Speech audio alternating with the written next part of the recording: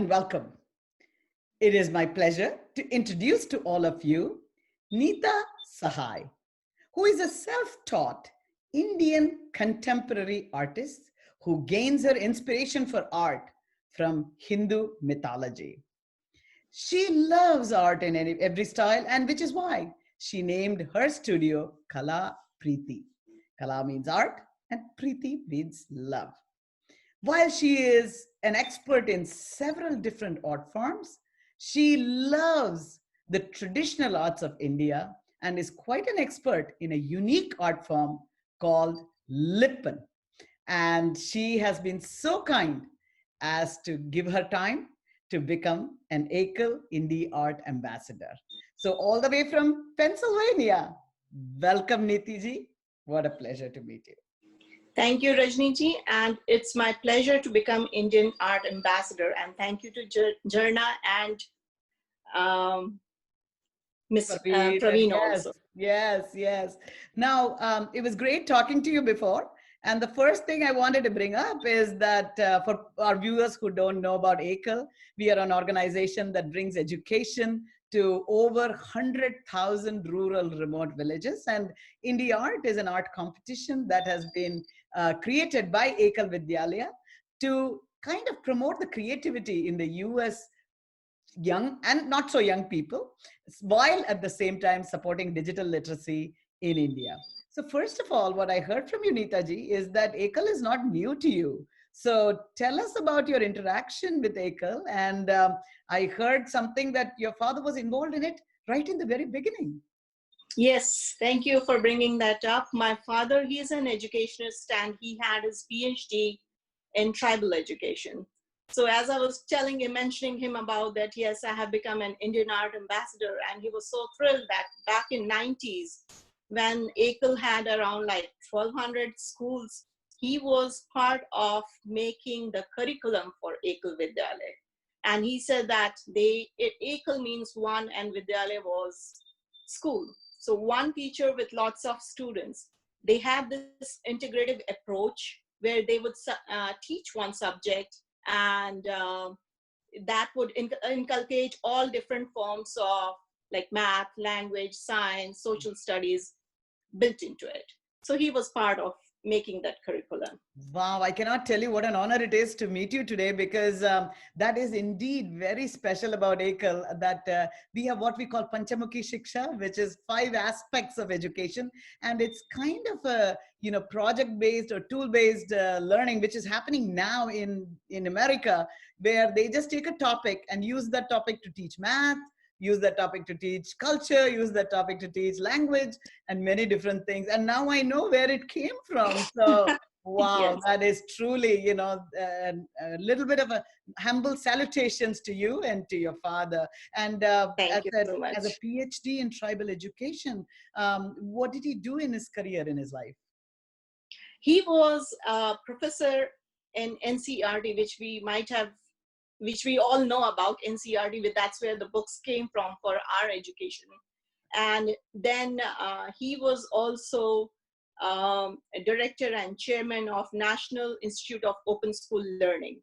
So he was part of this making of a new system, which we have over here, is like whenever you are ready for a subject to take a test on, you should be allowed to take the test on that subject. You should not wait for an year to take the test. So actually, the education should be in a way that if you think that you have mastered in a particular area, you can just move on. There should be no boundaries. I was going to say the open schooling has been very useful for us, because many of our students use that to actually get degrees and continue on. So my God, thank you. And it's interesting, when he started there were 1,200 schools. Today we have 100,000. So for somebody to be in that initial stage is really wonderful. Now, about your art journey, you didn't start out as an artist, right, Neetaji?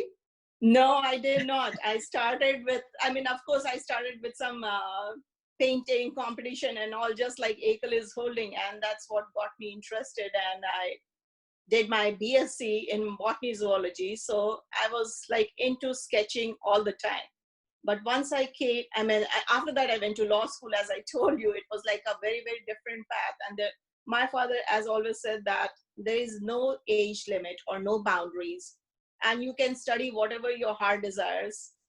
So I went to law school, and there I met my very, very wonderful friend. And I thought, like, okay, my art thing would, how would my art continue with the law school?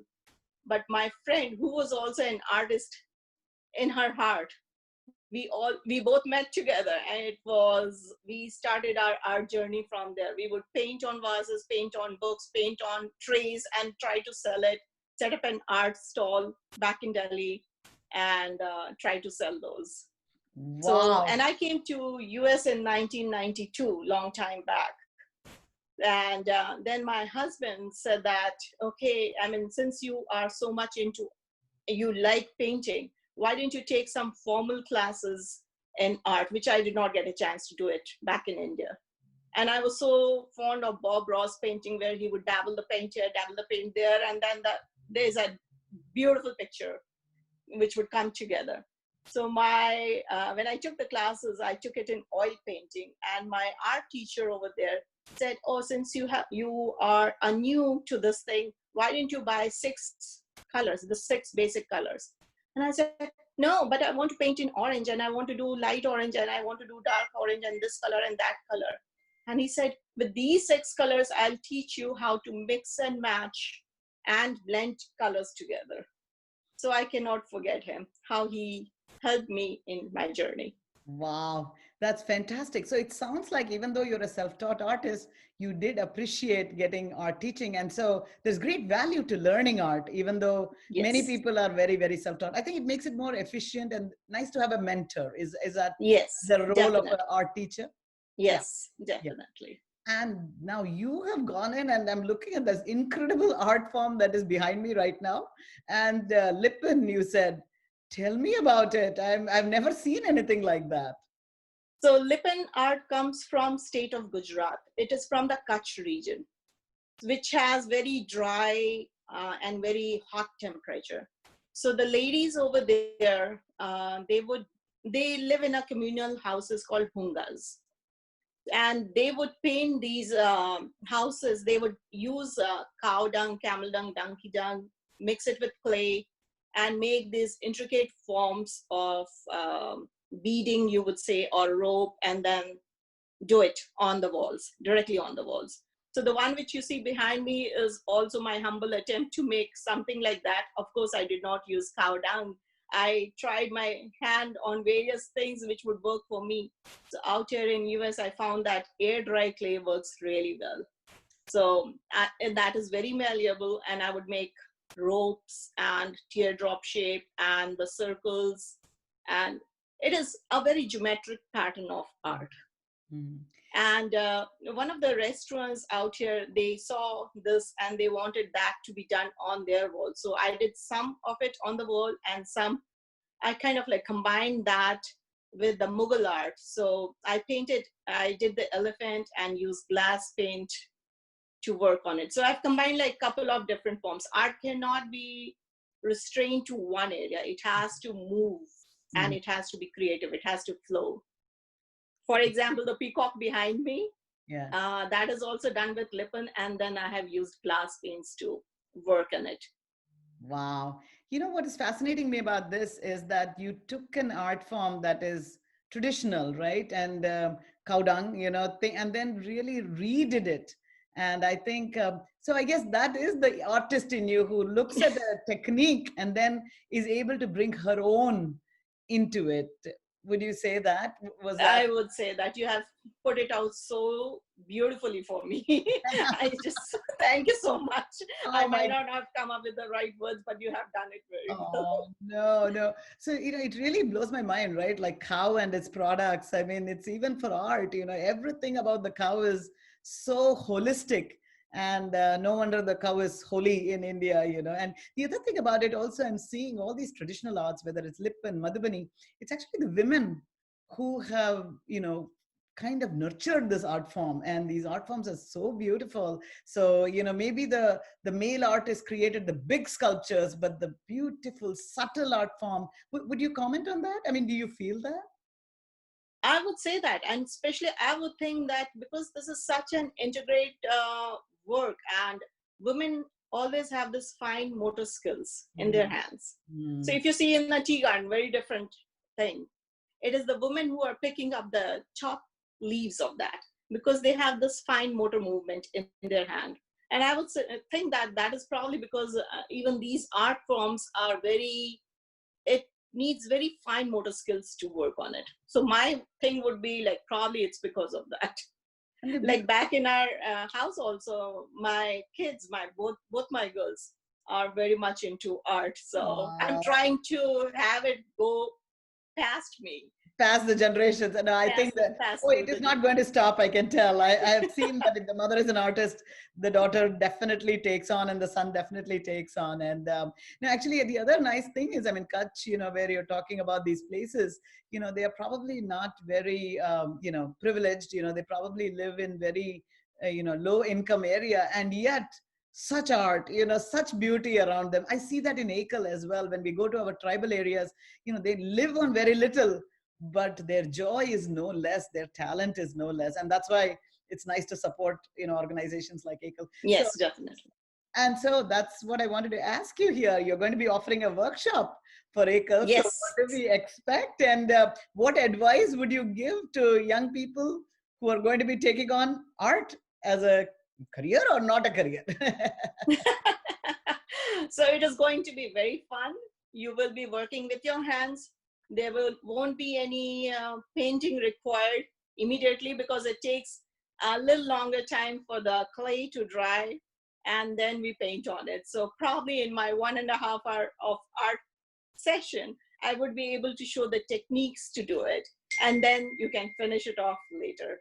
So make sure you bring in your creativeness and ready to get your hands a little dirty, not too much.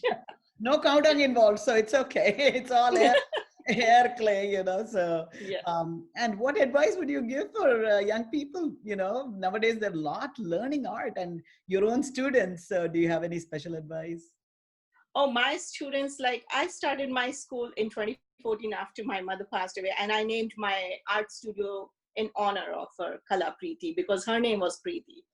So, and she had like a huge love for kids. She loved to play with the kids. So when she passed away, I thought, okay, why not to take that love, what she had, and my father being an educationist and also an artist, he does a little bit of watercolor and my art passion. So I thought, okay, let me do this. And I would tell my kids, do whatever. I mean, I would, of course, guide them, but in the end, we will have an inspirational picture.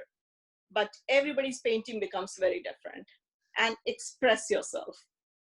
I Beautiful. mean, yeah, So, be creative, be expressive, and move on in life. move on in life. Yes. That's beautiful. Well, thank you for bringing so much beauty to everybody, your students.